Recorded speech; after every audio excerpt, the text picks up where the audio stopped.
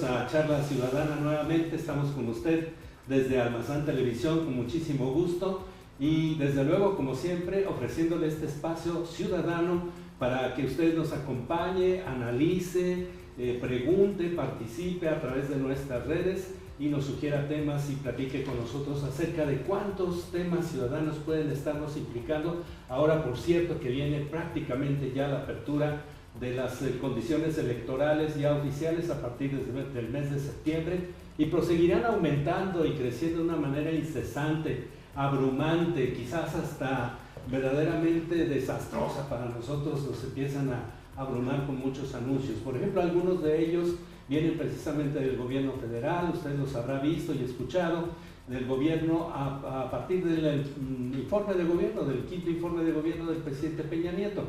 Ahí, por ejemplo, vemos algunas cosas que tienen que ver con muchos temas, pero no con el de seguridad. Es decir, algunos de los motivos que más preocupación tienen los ciudadanos es la inseguridad. Y por eso vamos a platicar esta vez de ello. Fíjese usted, por ejemplo, hay temas como el de la impunidad, que hasta los mismos partidos políticos lo están mencionando, que solamente el 1% de los delitos que se cometen en este país reciben finalmente una condena o finalmente se castigan, por decirlo así. Tenemos 30,000 desaparecidos en poco menos de 10 años, tenemos homicidios dolosos que superan casi los 3,000 por año en todo el país. Hay entidades de la República con récords verdaderamente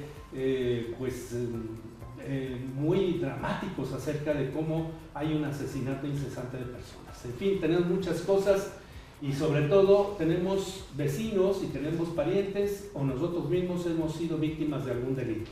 Vamos a platicar de ello con un especialista. Está con nosotros el abogado Alejandro Góngora Montejano. Él es catedrático de la Universidad de Guadalajara, del Centro Universitario de Ciencias Sociales y Humanidades, y me da muchísimo gusto que esté aquí con nosotros. Le doy la bienvenida. Ya pasando este momento, digamos, formal, pues te agradezco, Alejandro, que estés aquí con nosotros. Muchas gracias, José, por tu invitación. Un gusto estar aquí contigo, la verdad. Bueno, pues yo no sé si cometí algún error en lo que dije antes, o me fui muy dramático, o fui demasiado modesto. Pero tú tendrás una dimensión muchísimo más amplia y además, me gusta mucho eso, académica sobre el tema, para que nos platiques realmente si los ciudadanos estamos exagerando o estamos verdaderamente aquejados por una situación que nos puede llevar a una especie de caos, sobre todo personal, familiar, del trabajo, que nos quite ya demasiado el sueño, como lo está haciendo en algunos casos. José, primero que nada quiero felicitarte por tu proyecto, por tu programa. Un saludo a toda tu audiencia. Efectivamente, hay que recordar que México está en una transición. Está en una transición política, porque a principios de este siglo tuvimos por primera vez un nuevo partido en la presidencia de la República, la cual duró 12 años apenas. Luego vino otra transición de partido y con ella una serie de reformas como la de seguridad, bueno, que fue en el 2008, la de derechos humanos, que fue en el 2009, la reforma educativa, que fue apenas este sexenio, la reforma energética y una hacendaria. Es decir, estamos encontrándonos en una transición que no termina todavía de aterrizar y esto genera cierta incertidumbre entre el sector social, el productivo y el público. Las instituciones, por este caso, tienen en cuenta una transición y en específicamente el tema de seguridad y justicia, que apenas hasta el año pasado entró en vigor el nuevo sistema de justicia penal en todo el país. Entonces, estamos ante este esquema que aún las corporaciones policiales no terminamos o no terminan por adoptar completamente el sistema. Tenemos, en todo el país estoy hablando, José, tenemos aún carpetas o averiguaciones previas del sistema anterior que no están resueltas y que se nos ha venido acumulando porque hay una gran apertura a la denuncia. Hasta cierto punto es bueno que exista tanta denuncia porque entonces quiere decir que el ciudadano tiene la confianza de ir a denunciar, pero por otro lado también nos hace falta esa parte del recurso en personal, de recurso también técnico y tecnológico. Entonces se ha venido dando ese proceso muy lentamente, es el reto, es el desafío institucional y también para los ciudadanos también de venir generando esa confianza, de venir también apoyando y colaborando con el Estado de Derecho. Eso es muy importante, José.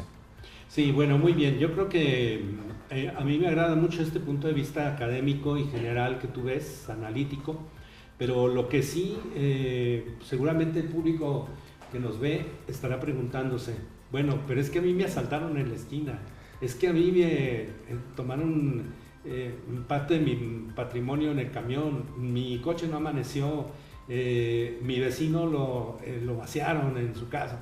Es decir, hay una serie de circunstancias que están creando pues una inseguridad manifiesta cada vez más cercana al índole individual y al índole colectivo.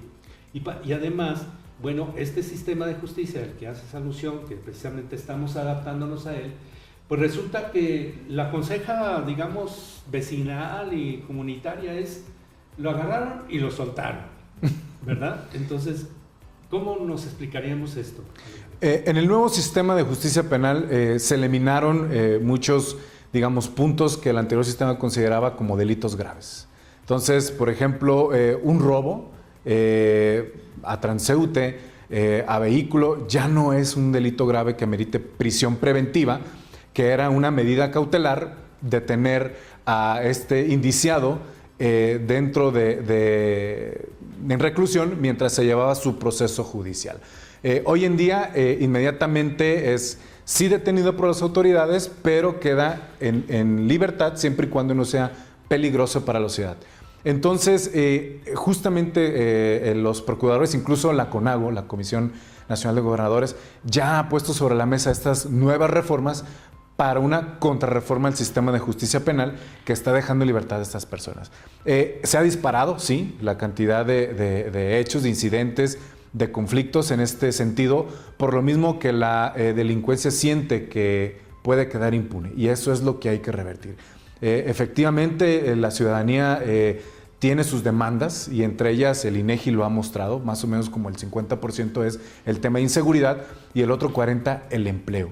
Entonces hay que trabajar sobre ese 50%, hay que reducir la incertidumbre, pero también hay que generar también política pública y esta reforma a la ley para que puedan tener otra vez esa medida cautelar y no salgan tan fácilmente de prisión. Así es, yo creo que cuando nos hablas del empleo, particularmente creo que la mayoría de quienes son los encuestados se refieren a la retribución. Es correcto. Más que nada, sí. Así es. Sí falta empleo, desde luego, sí. Falta empleo, pero desde luego que el empleo también ha sido muy abundante durante este sexenio, hay que reconocerlo, pero también con muy poco salario, muy poco remunerado. Ahora lo que va a suceder con el tema de la seguridad es que pues viene mucho ese tema, porque seguramente cuando los políticos logren reunir, pues no sé, ya no aquellos mítines tan grandotes, ¿verdad?, llenos de gente, de acarreados y demás, pero cuando logren reunir alguna parte de estas personas, o toquen a la puerta, distrito por distrito, colonia por colonia, lo primero que les va a exigir la gente es la seguridad. Desde luego, incluso quiero hacer una mención. La reforma al sistema de justicia penal y a la de derechos humanos se vino por una movilización social. Es decir, es una ganancia de la sociedad civil. Aquella marcha, no sé si recordamos, donde mucha gente marchó de blanco al Ángel de la Independencia, por 4 situaciones que derramaron completamente el ardor social, y esto fue aquel secuestro de Niño Martí, recuerdo muy bien, sí. El de Silvia Vargas Escalera, el de activistas como la señora Wallace, que se movilizaron y tuvieron esa voz que llevaron a cabo para poder llevar estas reformas. Desde luego tuvo que haber voluntad política, la hubo en ese momento, y creo que todavía la hay, solamente que la están trabajando poco a poco. Es cierto, se viene el 2018, y creo que un tema recurrente, casa por casa, colonia por colonia, vecino por vecino y localidad por localidad, será la seguridad. Pero en este esquema yo sí quiero comentar que muchas veces la política lamentablemente se encuentra alejada un poquito del clamor social. Entonces deben de generar estrategia, deben de dejar una propuesta que se pueda aterrizar, que no solamente sea de campaña, no solamente sea un eslogan de decir vamos a acabar con la inseguridad, vamos a encerrar a los malos, sino necesita trabajar mucho en el tema policial, en el esquema tecnológico, en el esquema de recursos y de retribuciones a las mismas corporaciones, hay que decirlo, ¿no? Y sobre todo la profesionalización de los cuerpos de seguridad, porque actualmente muchos de ellos, hablo a nivel nacional y también en Jalisco, algunas corporaciones no se encuentran del todo equipadas para poder hacer frente a estas amenazas que ya no son locales, José, son transnacionales incluso e híbridas, que no se necesitan o no se dedican a una sola actividad, sino que ya mezclan varias actividades para poder hacerse del control, como dicen ellos, de territorios, inclusive de generar este temor social. Sí, yo creo que todo esto pasó, por ejemplo, digamos, vender droga en la calle, vender droga conocida a otros tipos de negocios, y esto ha venido creciendo y creciendo como si fuera aquella tienda que conocimos que vendía abarrotes, pero que poco a poco ha ido creciendo y ahora tiene hasta departamentos, ¿verdad? Así es, correcto. Y entonces como que también la delincuencia muy bien organizada, incluso mercadológicamente, ha encontrado nuevos nichos de negocios hasta lo más nimio, ¿verdad? Es decir, bueno, pues quizás hasta esto de los celulares y esto, o sea, ya se fue hasta lo más individual, a lo que uno quizá pensaría, dijo, yo creo que esto ni me lo van a robar y se lo roban, ¿verdad? Bueno, a ver, por ejemplo, se me ocurre uno hace poquito. En Zapotlanejo, un comando entró a varias comunidades delegacionales de Zapotlanejo, o sea, conocidas como ranchos, y se llevó los vehículos más viejitos y clásicos que había, encontró por ahí. ¿Por qué se los llevó? Pues no sé, pero eso se ha vuelto también un rubro, ¿verdad? Sí, desde luego, han incursionado en varios rubros, pero justamente de eso se trata el reto. Incluso en las corporaciones policiales, en las instituciones de procuración, crear unidades especiales, que ya casi todos los estados de la República lo manejan. Jalisco es uno de ellos. De hecho, Jalisco ha sido uno de los estados más avanzados en tener unidades especializadas, por ejemplo, en secuestro, que ha disminuido en Jalisco. Por ejemplo, se acaba de crear esta Fiscalía de Personas Desaparecidas. También se ha apoyado mucho el tema de perspectiva de género, en respecto de la desaparición de menores y desaparición de mujeres, que ha dado buenos resultados. Sí hay que seguirle caminando, falta más impulso, más personal, pero desde luego que ha dado los resultados. Hemos sido pioneros en Jalisco en ese aspecto. Hay otros estados de la República que se han acercado a pedir esta, no asesoría, pero sí como digamos algo así de esquema, como decir cómo es que Jalisco ha venido trabajando. Pero yo confío que espero no más de 5 años, ya todo México pueda tener una homologación en este aspecto, y yo creo que se van a dar resultados más interesantes. Hay que recordar que una reforma no es de un año para otro, primero implementarla, y sobre todo el resultado viene siempre un mediano y largo plazo.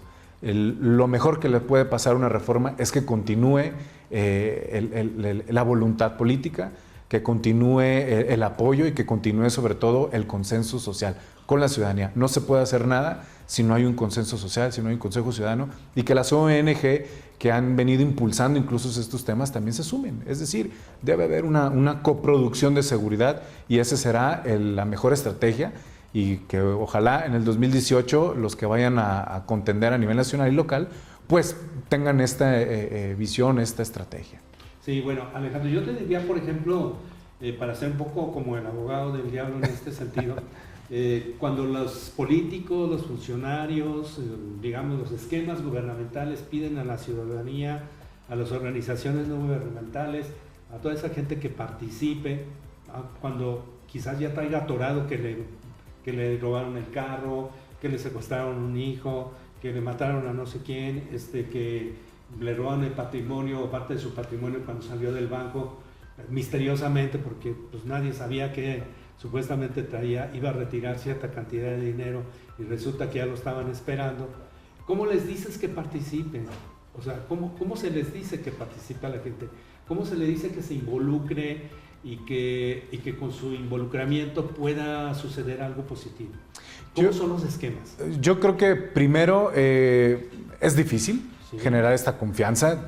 Puede haber 3 pasos buenos y cuando se da un pasito malo, pues entonces todo lo bueno se viene para atrás. A veces reluce mucho esto, se deja ver más por los medios de comunicación cuando hubo un incidente lamentable y esto a veces opaca los buenos resultados. Pero, por ejemplo, los esquemas son, primero, denuncia, que denuncie, que sea una persona también que esté al tanto. Sé que a veces seguir su propia investigación como ciudadano a veces es desgastante, pero debe darle esa continuidad. Hay otro esquema que es el tema de audiencia pública. En Jalisco está desarrollado, es decir, cuando tú sientas que tu investigación no va avanzando, todos los martes en la Fiscalía hay un espacio para que el ciudadano vaya a audiencia pública y ahí se encuentran los directores de cada unidad que hemos estado hablando especializada y se le da una atención personalizada. Otra forma de esquema es que la ciudadanía se involucre un poquito más en los temas de prevención de delito que pueda generar las corporaciones policiales locales, puede ser las de municipales, las estatales y sobre todo la organización vecinal. Solo que muchas veces la organización vecinal se viene opacando o algunos partidos políticos o algunos liderazgos políticos secuestran estas, ¿cómo se llama?, las organizaciones y entonces dicen no participes con él o simplemente él es de otro color y todo eso. Y eso a veces genera más conflicto que de lo que nos puede beneficiar. Ese es un llamado que yo haría a los actores, a los líderes, que todos se involucren. Creo que son los esquemas más participativos que puede haber. Sí, sí, desde luego. Yo creo que también lo que podemos hablar también es este tema de la prevención. ¿Qué hacemos frecuentemente los ciudadanos en el tema de prevención que deberíamos inminentemente hacer? Es decir, que estamos pasando por alto, que nos descuidamos, ¿verdad?, que no la vemos llegar y nos asaltan, nos roban, no prevenimos. ¿Qué es lo que estamos haciendo mal? Hay muchos foros a nivel internacional, que sobre todo de ciudades seguras, de ONU Habitat, por ejemplo, o del mismo Banco Interamericano de Desarrollo, que mencionan a veces que el delito o el 80% de los delitos son de oportunidad. Yo no quisiera ponerle un número, pero sí al ver que existe todo este tipo de conflictividades, sí debemos ser más precavidos.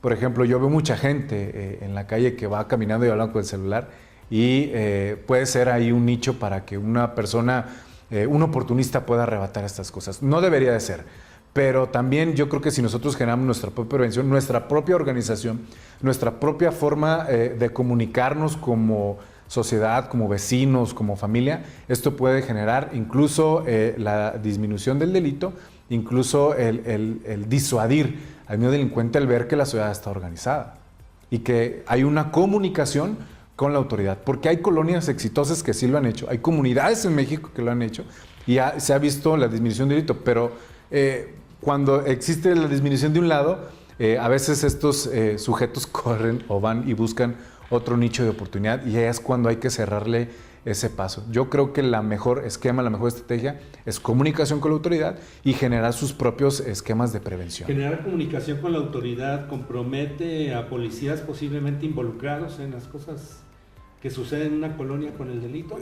Yo espero que no. Lamentablemente hay historias tristes, sí hay que decirlo, pero yo creo que ahora con los controles de confianza que existen a nivel policial, pues sí se ha dejado o se han separado incluso elementos, servidores públicos de sus corporaciones. Entonces yo creo que es un buen esquema que hay que seguir, la comunicación primero entre el núcleo cercano a la persona y luego con las autoridades. Se puede exigir, sí se vale exigir. Por ejemplo, vemos muchas colonias que están organizadas ya, desde que luego ponen alarmas, que hacen una serie de metodología, digamos, doméstica para ellos cuidarse unos a otros y todo.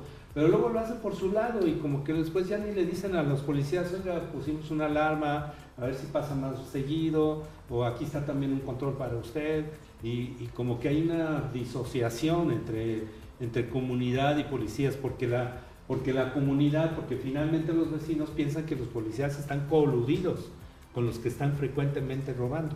Bueno, ahí hay un esquema también que sobre todo lo manejan los ayuntamientos, que es el de participación ciudadana, que es el vínculo con la sociedad y que se supone que tiene que ir ahí, digamos, el policía local, tiene que ir servicios públicos municipales, porque también hay que darle a la localidad, a los vecinos, esa tranquilidad, porque si vemos o caminamos por alguna colonia donde se ve que hay el interés de tener las paredes pintadas, las ventanas bien ordenadas, todos bien estacionados, se ve que es una colonia que a sus habitantes les interesa la tranquilidad. Entonces eso puede disuadir y esa comunicación se puede dar perfectamente con los gobiernos de primer respondiente, que no me refiero al tema de justicia penal, sino al de primer contacto, que es el municipio. Es un esquema que se puede dar, claro que sí. Muy bien, bueno, vamos a utilizar también estos últimos minutos de esta charla con el abogado Alejandro Góngora, pero hablando de temas universitarios. Recientemente para la comunidad de la zona metropolitana de Guadalajara, particularmente la Universidad de Guadalajara, fue emblemático el tema de este asesinato de este chico Francisco, un universitario, por cierto ejemplar, y que, bueno, pues sucedió por el tema del celular, digamos, para variar, porque esto no es la primera vez que este suceso pues puede desencadenar una tragedia, el que si me lo das o no me lo das, y finalmente este es el artículo primario que la mayoría de las personas tiene y que se convierte en un motivo de enfrentamiento, de encuentro con un delincuente.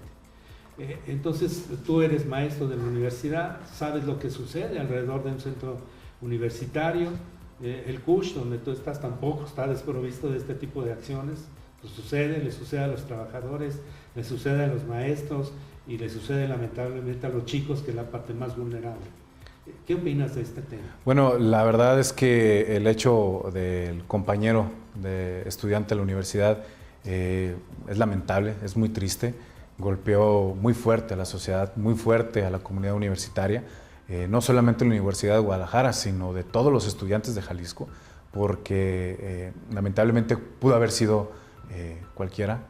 Porque les está sucediendo. Les está sucediendo, es una realidad.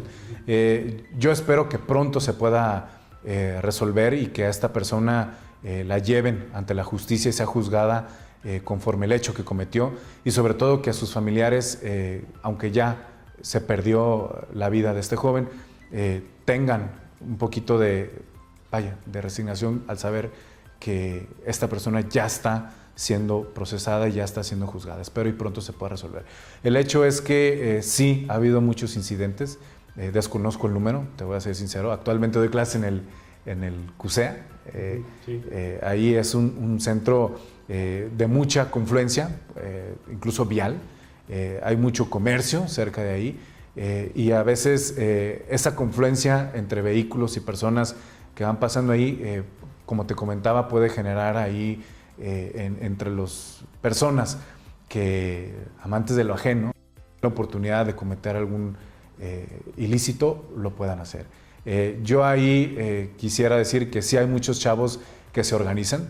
Yo los he visto cuando salen en caravanas, salen en bolita, y eso, como dicen ahí la muchachada, genera pues hasta cierto punto una forma de organización entre ellos. Hay que sumar más esfuerzos. Lamentablemente esto no se resuelve de un día para otro. Insisto que la autoridad debemos estar más atentos, pero sobre todo tener la capacidad de dar una respuesta. Creo que hay buenos esquemas, creo que hay buena respuesta, pero también hay que decirlo, ¿no?